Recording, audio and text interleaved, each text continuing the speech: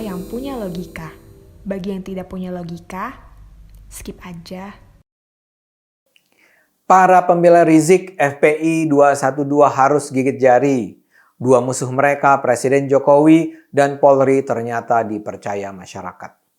Hasil survei nasional yang dilakukan Indikator Indonesia menunjukkan kepercayaan publik terhadap Jokowi meningkat menjadi 72% dan kepercayaan pada Polri meningkat mencapai 80%. Ini artinya kampanye kaum Islamis radikal untuk menjelek-jelekan pemerintah gagal total alias gatot. Pada survei Indikator Juli lalu, hanya 59% masyarakat percaya pada presiden. Ini adalah angka yang relatif rendah. Sejumlah analis menganggap ketika itu ini nampak sebagai tanda-tanda menurunnya dukungan pada Jokowi, mengingat angka 59% itu adalah dukungan terendah dalam 6 tahun terakhir. Namun penurunan itu ternyata bertahan sebentar. November ini dukungan terhadap Jokowi sudah kembali menguat. Dukungan terhadap Polri juga semakin kokoh. Angka dukungan 80% ini adalah yang tertinggi dalam 8 tahun terakhir. Pada 2014, hanya 57% masyarakat yang percaya pada polisi. Pada 2016, angka itu naik menjadi 73%, pada 2020 72%, dan tahun ini naik tajam menjadi 80%. Angka-angka ini penting karena baik Jokowi maupun Polri terus dihajar habis-habisan. Tapi ternyata masyarakat tidak terperdaya. Salah satu kampanye hitam terhadap Presiden dan Polri adalah tuduhan bahwa rezim Jokowi itu anti-Islam. Sekedar ilustrasi, awal bulan ini sebuah organisasi bernama Forum Ahli Sunnah wal Jamaah mendatangi Komisi 3 DPR. Mereka mengajukan 3 hal. Pertama, kata mereka menolak keras dan melawan segala bentuk agenda Islamofobia yang memberi stigma dan labelisasi buruk bagi umat Islam. Kedua, mereka menolak keras hukum yang memidanakan simbol, konsep, serta akhlak yang diajarkan dalam Islam. Ketiga, mereka meminta DPR mengawal penegakan hukum agar transparan dan tidak diskriminatif. Forum tersebut menduga ada agenda terselubung kaum Islamofobia yang berupaya memberikan stigma dan labelisasi buruk bagi umat Islam dan ajaran Islam.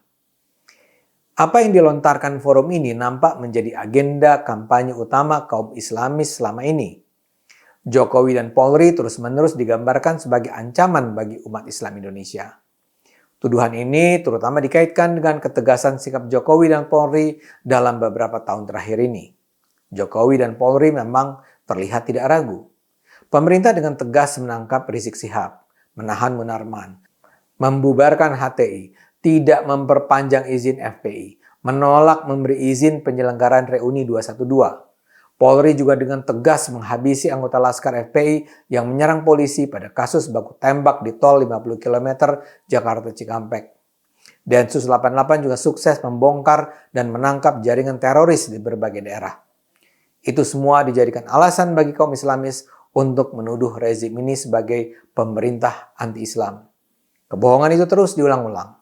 Rezim Jokowi dituduh anti-Islam, membenci Islam, Islamofobia. Tapi itu terbukti tidak mempan, membuat masyarakat membenci para pemimpinnya.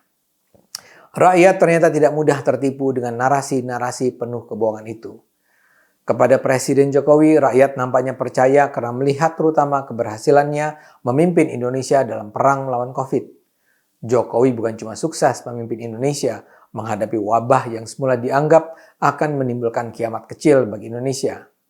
Namun masyarakat juga melihat bagaimana Jokowi berhasil memimpin Indonesia mencegah kebangkrutan ekonomi. Rakyat melihat bagaimana kondisi Indonesia jauh lebih baik daripada banyak negara besar di dunia dan juga dibandingkan negara-negara tetangga. Dan keberhasilan itu semua jelas diakibatkan oleh kepemimpinan Jokowi. Lantas soal kepercayaan terhadap polisi. Nampaknya masyarakat justru menganggap sikap tegas polisi dalam menangani kaum Islamis radikal sebagai hal yang memang diperlukan Indonesia. Masyarakat tidak melihat sikap tegas polisi sebagai cerminan Islamofobia. Rakyat nampaknya juga sudah muak dengan segala macam tindak kekerasan dan ujaran kebencian yang selama ini digaungkan oleh kelompok-kelompok radikal. Dengan kata lain, yang menang adalah gagasan NKRI dan Merah Putih.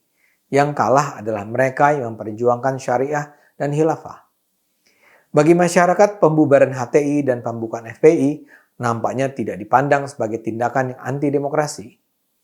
Image polisi yang dulu menakutkan sekarang secara perlahan berubah.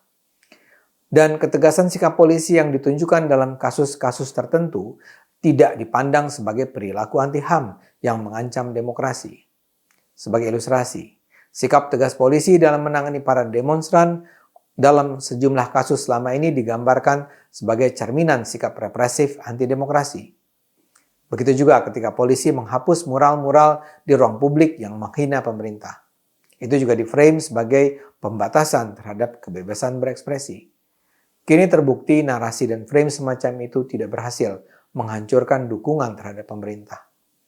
Tingginya dukungan terhadap polisi menunjukkan bahwa buat masyarakat, polisi yang tegas bukanlah polisi yang mengancam demokrasi. Bahkan bisa dibilang, polisi yang tegas adalah polisi yang dibutuhkan untuk menyelamatkan demokrasi. Tingginya angka dukungan rakyat terhadap Presiden dan Jokowi menunjukkan masyarakat Indonesia adalah masyarakat yang berakal sehat. Karena itu, mari terus gunakan akal sehat, karena hanya dengan akal sehat negara ini akan selamat.